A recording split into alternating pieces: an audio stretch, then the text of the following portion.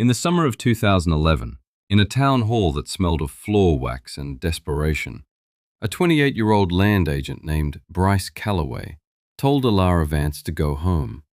She was 71. 3 hours later, she bought all 8,400 acres he was selling. This is not the story of a shrewd investment. It is the story of a folding table, a handwritten ledger, and a promise made to a dying man 52 years earlier. Let me tell you about the town, because the town is what mattered. Promise Creek, Nevada, was never a place you arrived at by accident. It was a 47-mile detour off a state highway that was itself a detour from the interstate. Population in 1950, 1,208. Population in 2011, 413. The town was a quiet study in subtraction. It had lost its feed mill in 1983, its high school in 1994, and its last doctor in 2006. What it had left was the land and the water that ran beneath it. The town sat in the basin of a high desert valley, cupped by mountains that caught just enough snow in the winter to feed the creek that gave the place its name. That water, allocated by rights that were older than the state itself, was the town's one non-negotiable asset.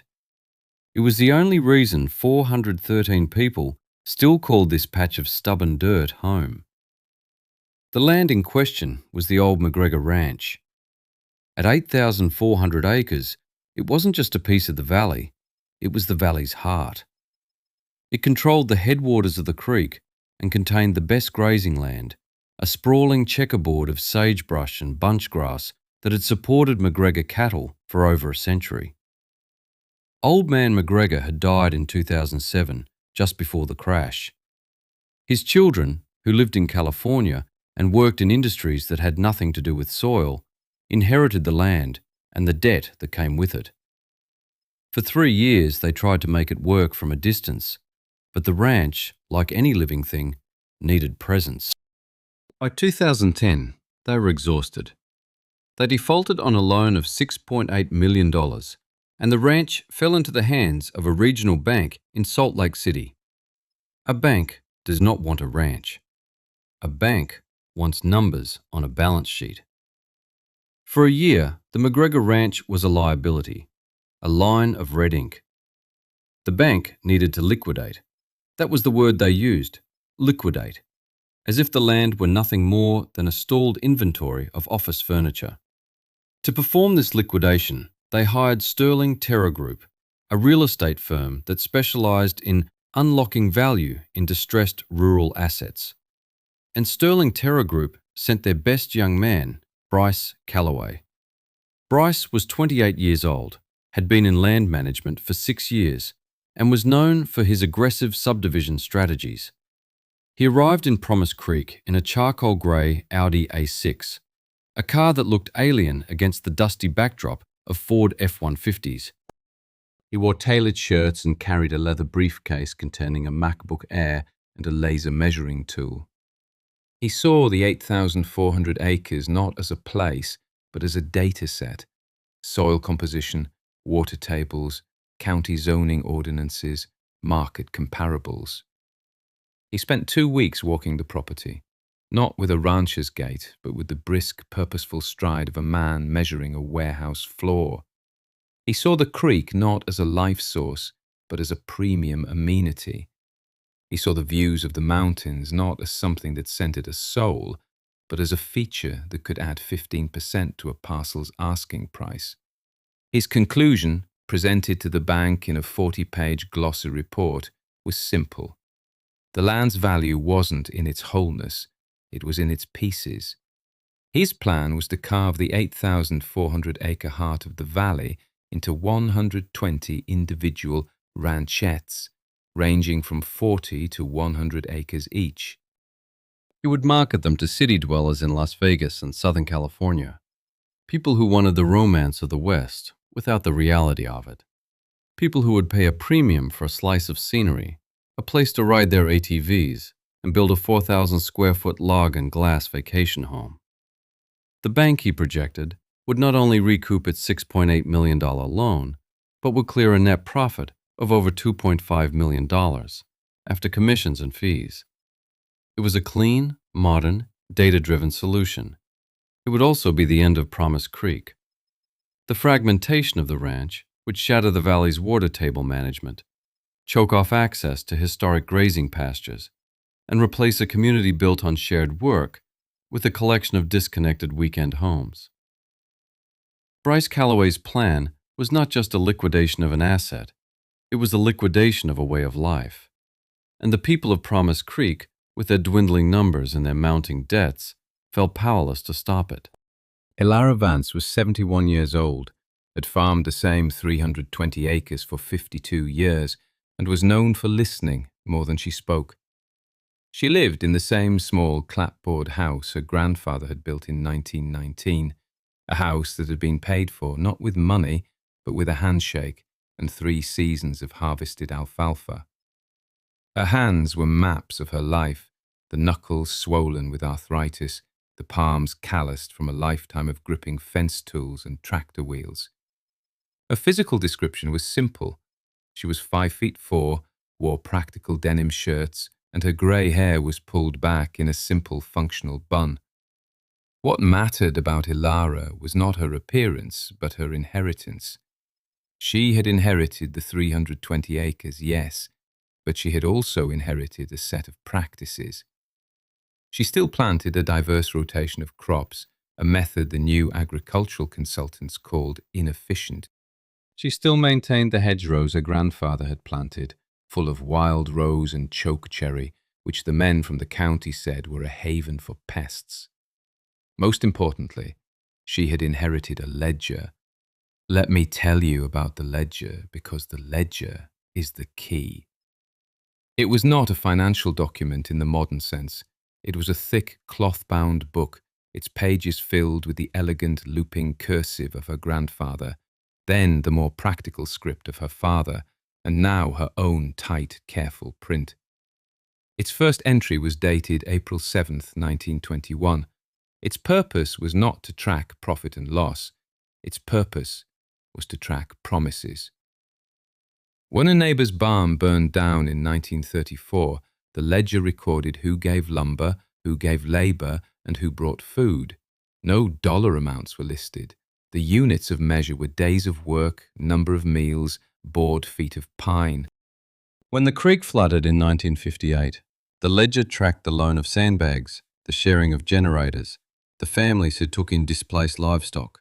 The ledger operated on a single unwritten rule, passed down through 3 generations. What you take from the community, you owe to the community, and what you give, the community owes to you. It was a record of reciprocity, a physical manifestation of the town's invisible balance sheet of trust and mutual obligation. For decades, the Vances had been the unofficial keepers of this record. When someone needed help, they would consult the ledger, not to call in a debt, but to know who had the capacity to give. It was a system built on long memory and the assumption that everyone, at some point, would need help, and everyone, at some point, would be in a position to provide it. The last entry before 2011 was from 2002, when Elara had organised a crew to re-roof the town hall. Her grandfather had given her the ledger on his deathbed in 1959. She was 19. He was 88. His voice was a dry whisper. He made her promise to keep the book, but more than that, to understand its principle. Land doesn't just hold water, he told her, his hand resting on the worn cover. It holds promises.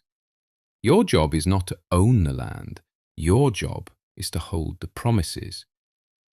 She had spent the next 52 years doing just that. She had lived a frugal life.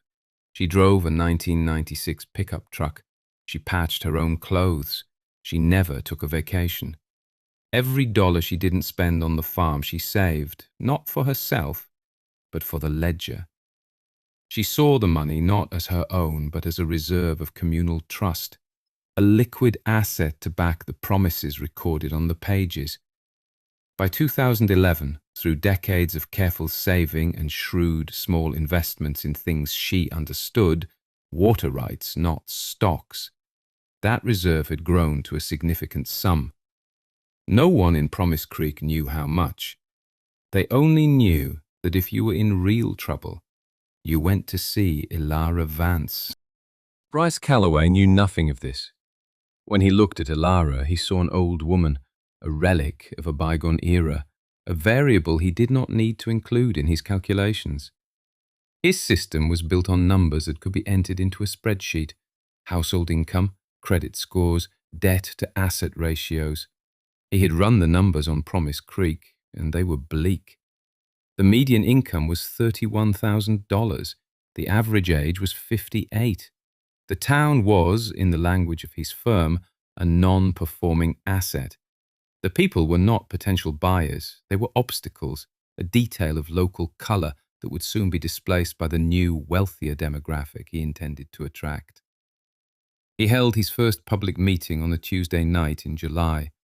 The town hall was packed. 150 people sat on folding metal chairs under buzzing fluorescent lights. They were ranchers, farmers, the woman who ran the post office, the man who owned the only gas station. Their faces were etched with a mixture of fear and defiance. Bryce stood at the front, next to a projector screen displaying the Sterling Terror Group logo. He was smooth, confident, and relentlessly positive. He didn't talk about liquidation, he talked about revitalization. He didn't talk about subdivision, he talked about creating opportunities for new families to discover the beauty of this valley. He showed them slides with artist renderings of sprawling modern homes perched on hillsides. He showed them charts projecting a 300% increase in the local property tax base. "We see this as a win-win," he said, his voice resonating with the easy confidence of a man who had never had to worry about a late frost. "The county gets more revenue, the bank is made whole, and the new landowners bring new energy and investment into the community." He spoke for 45 minutes. When he finished, the room was silent. It was the silence of a people hearing a eulogy for their own town. Then, hands went up. The questions were practical, desperate. What about the water rights attached to the main parcel? Bryce had a polished answer. Water rights will be allocated on a pro rata basis to each new parcel, subject to county approval. He didn't mention that this would create a nightmare of competing interests, and likely lead to the water table being pumped dry within a decade. What about access to the Bureau of Land Management grazing allotments that were historically reached by crossing the McGregor Ranch? "We are exploring options for public access easements," he said, a vague promise that meant nothing. For another half hour, he fielded their questions, deflecting their concerns with the polished jargon of his trade. He was unflappable.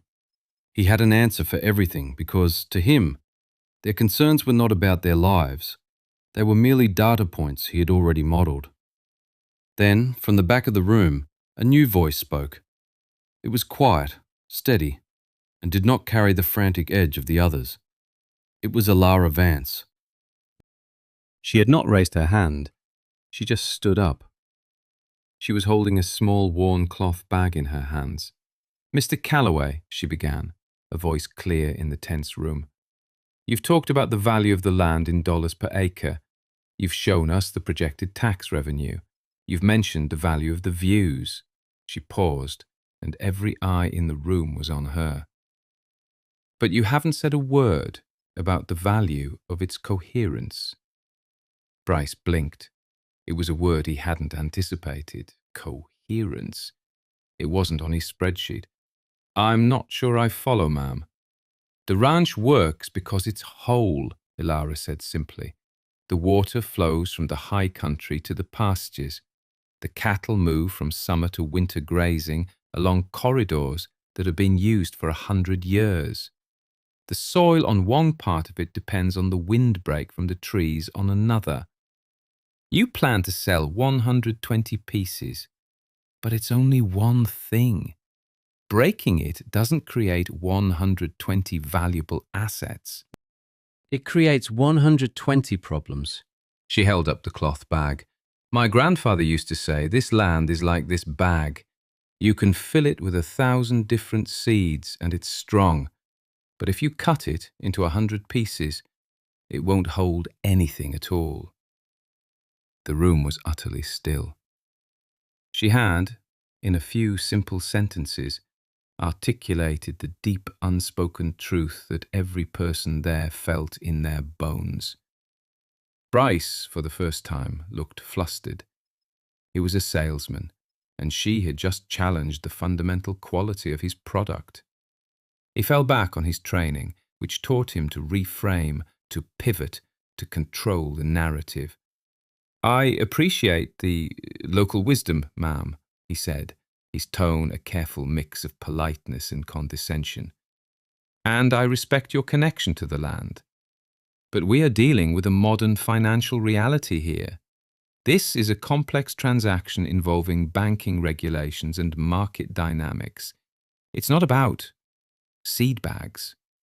He gave a small, tight smile. The audience did not smile back. He felt his control slipping. He made a fatal mistake. He decided to dismiss her. "With all due respect, this is a multi-million-dollar asset liquidation. It's probably a bit more complicated than you're used to. Maybe you should just go home and let the professionals handle it." He meant it to be a gentle, if firm, end to the conversation. He did not understand the people he was talking to. He did not understand Elara Vance. To the 150 people in that room, he had not just insulted an old woman.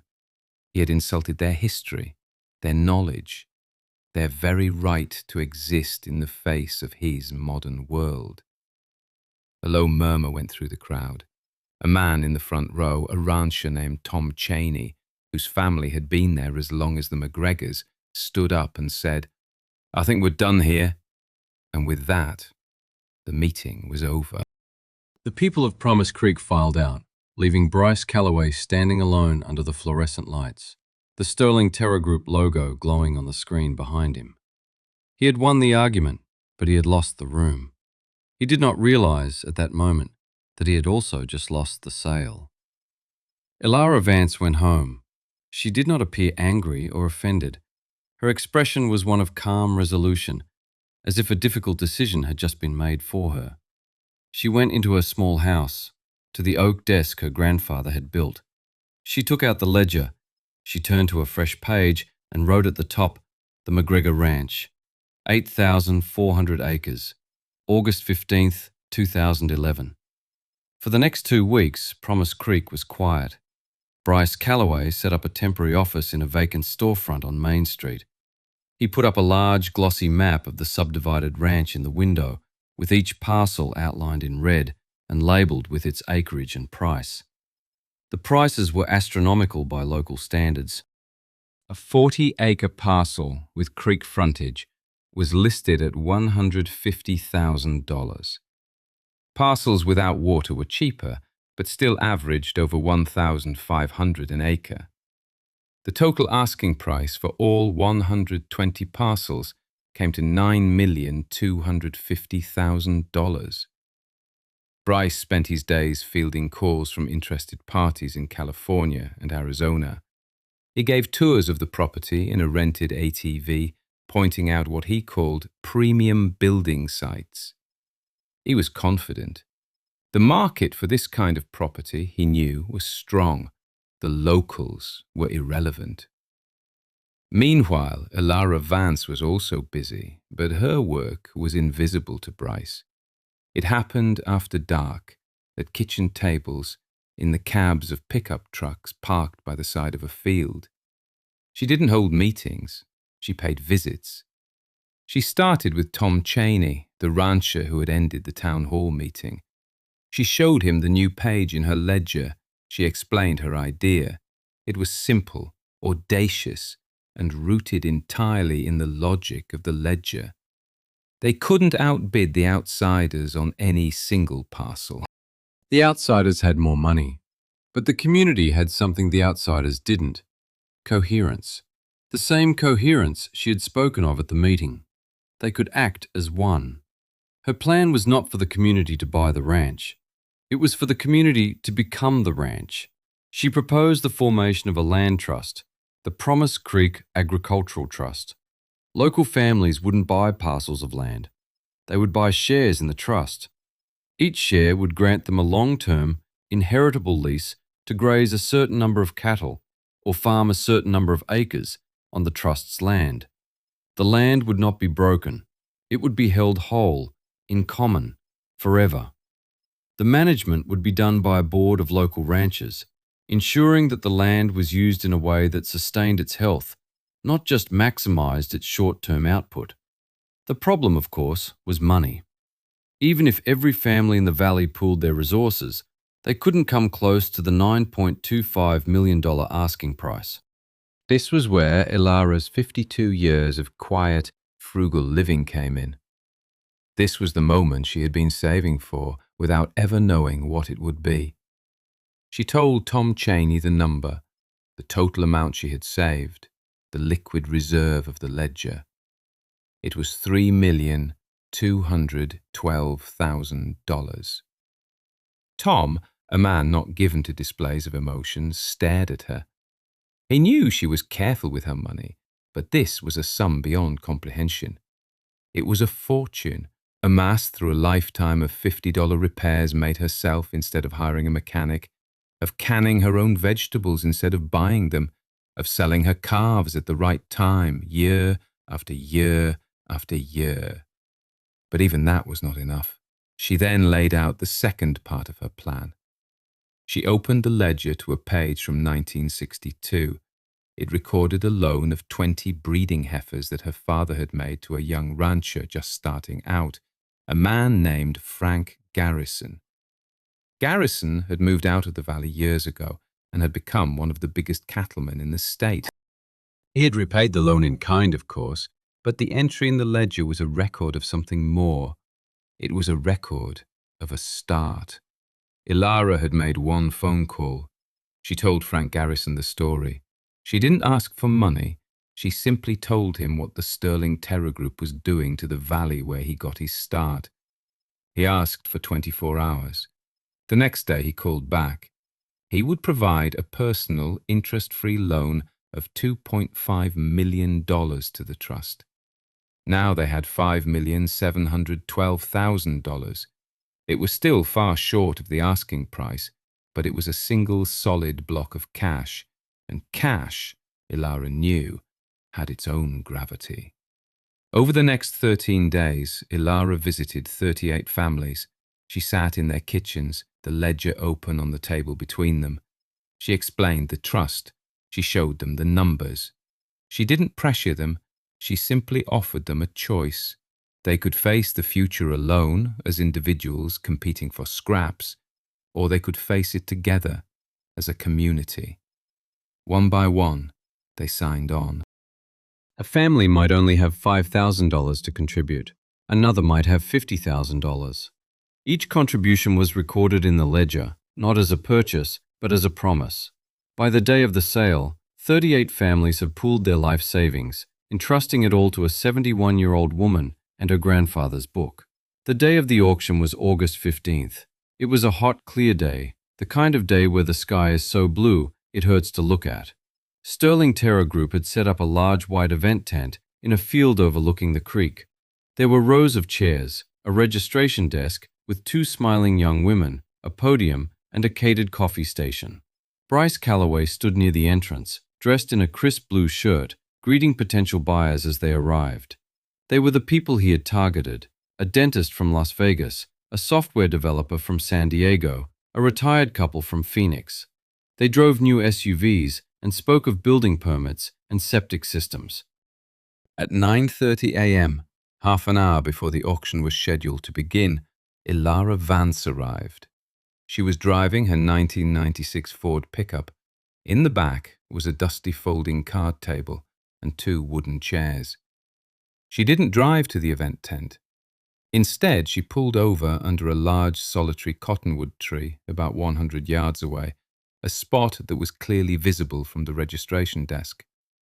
With the help of Tom Cheney's son, she set up the table and the 2 chairs. On the table, she placed 3 things: the cloth-bound ledger, a simple wooden cash box, and a thermos of coffee. Then she sat down and waited. The locals began to arrive. Instead of going to the big white tent, they walked over to Elara's table. One by one, family by family, they approached her. A handshake, a quiet word, a signature in the ledger next to a handwritten number. It was calm, orderly, and utterly baffling to Bryce Calloway, who was watching from his tent. He saw his potential local bidders, the few he thought might be able to afford a small parcel, all lining up at an old woman's card table. He assumed she was organising some kind of protest. He wasn't worried. His real buyers were the out-of-towners. But then a strange thing happened.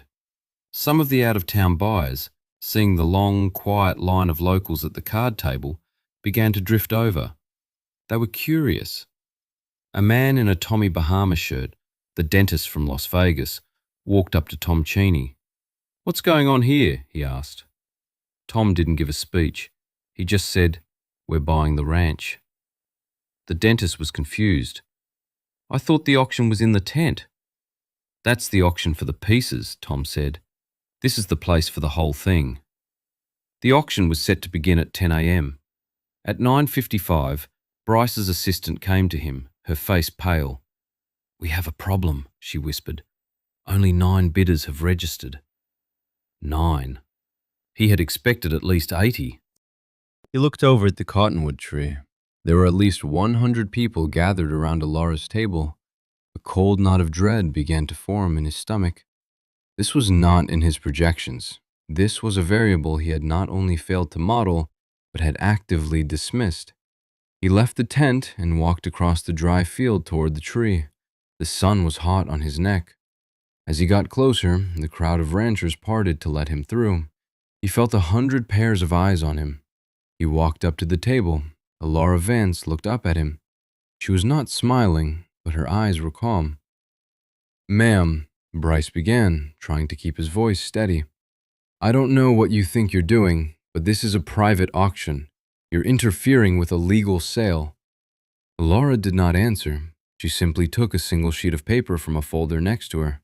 It was a formal offer, drawn up by the only lawyer in the next county. She slid it across the table to him. Bryce picked it up. His eyes scanned the lines. It was a cash offer, with no financing contingencies. It had a 24-hour closing window. It was for the entire 8,400-acre McGregor Ranch to be purchased as a single, undivided property. At the bottom was the offer price, $5,712,000. Bryce stared at the number. It was a lowball offer. It was $3.5 million less than his projected total from the subdivided parcels. It was an insult to his entire strategy. His first instinct was to laugh, to tear it up, but he was a professional. He worked for the bank, and he had a fiduciary duty to present all formal offers. And this offer, while low, had something his piecemeal plan did not: certainty.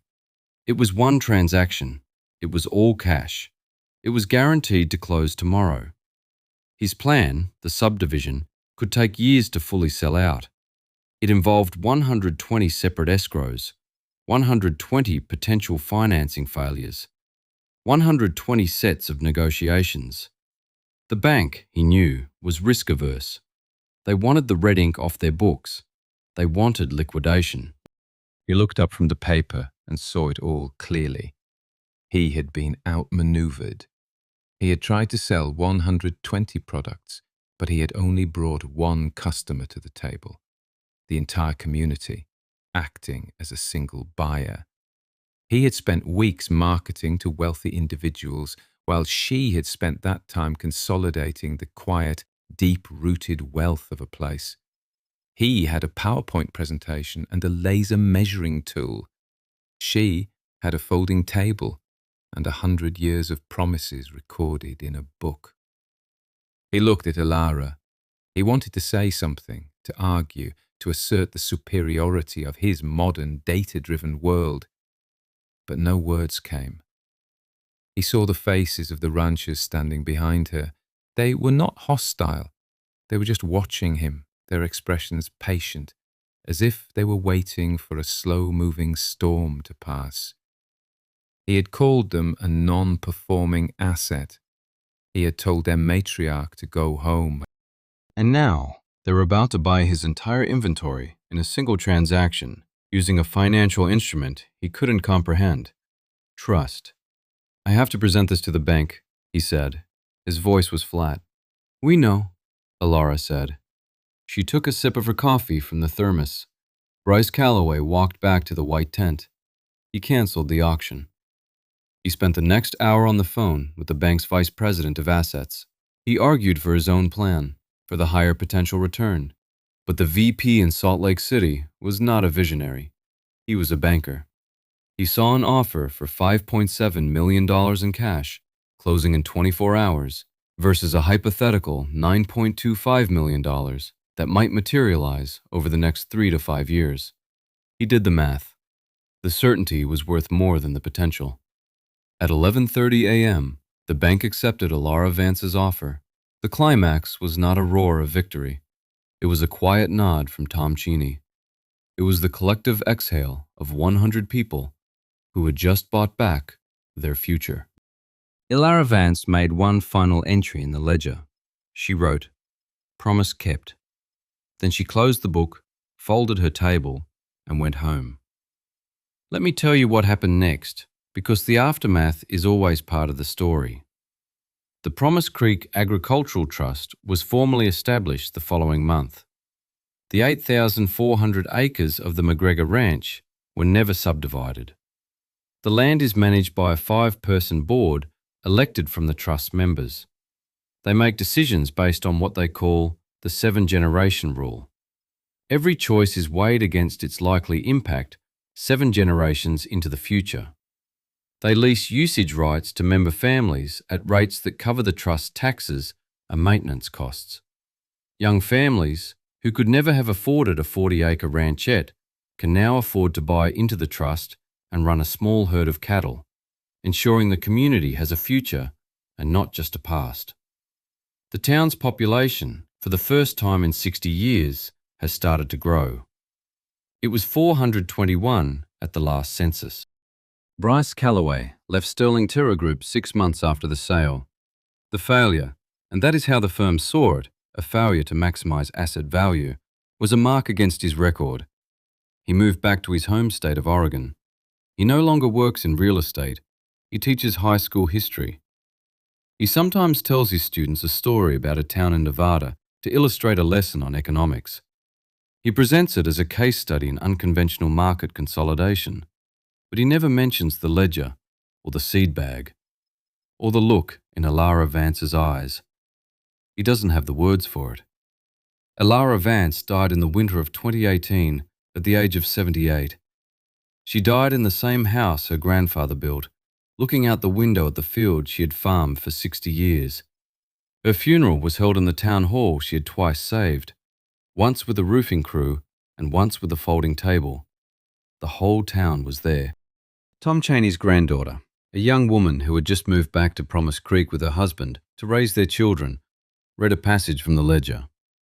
Not a financial entry, but a story about her great-grandfather helping Elara's father pull a tractor out of the mud in 1947.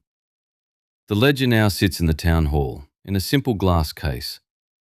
It is the founding document of the trust, the town's constitution. The last page is still the one Elara filled out, the one that chronicles the pooling of resources to buy the McGregor Ranch. It lists every family, every contribution, every promise. It wasn't that the old way was better than the new way. It was that Elara Vance's way was deeper. Bryce Calloway saw the world as a spreadsheet, a series of transactions to be optimized for immediate gain.